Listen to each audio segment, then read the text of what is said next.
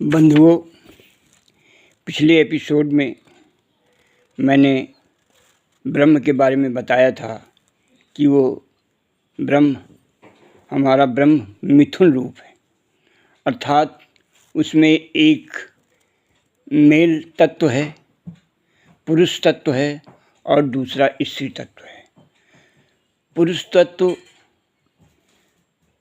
की चर्चा अभी हम नहीं कर रहे। ब्रह्म स्त्री तत्व प्रकृति मानी गई है। प्रकृति त्रिगुणात्मक है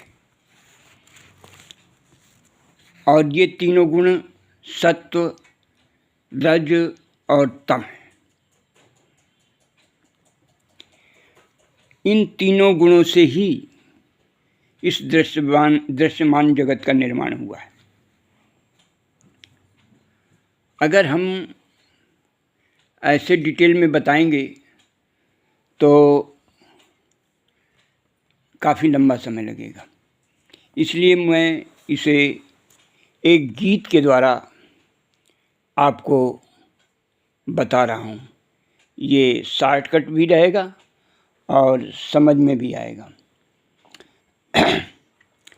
भगवान ने सृष्टि रचना का जब विचार बनाया, भगवान ने सृष्टि रचना का जब विचार बनाया, माँ भगवती संग मिलकर रास रचाया। दोनों के संयोग से महतत्व बना था।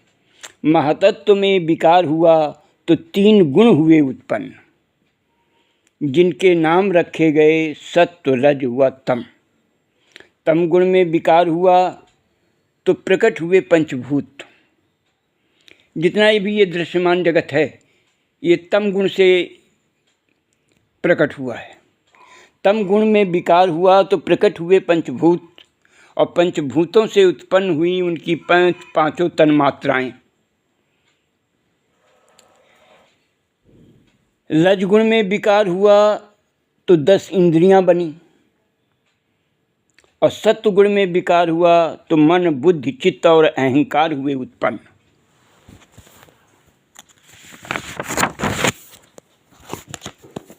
इन 24 तत्वों के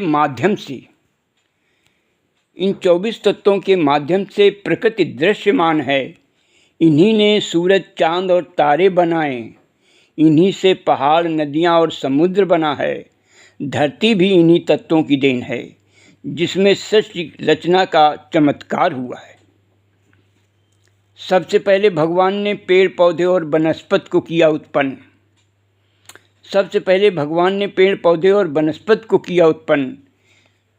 फिर जीव जंतु, जानवर, पशुओं से भरा वन।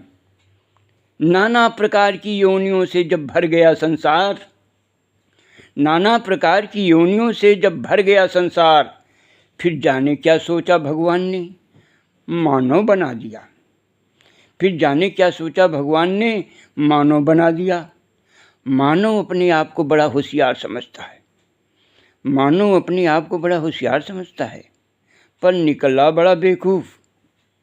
जिस डाल पर बैठा है उसी को काट रहा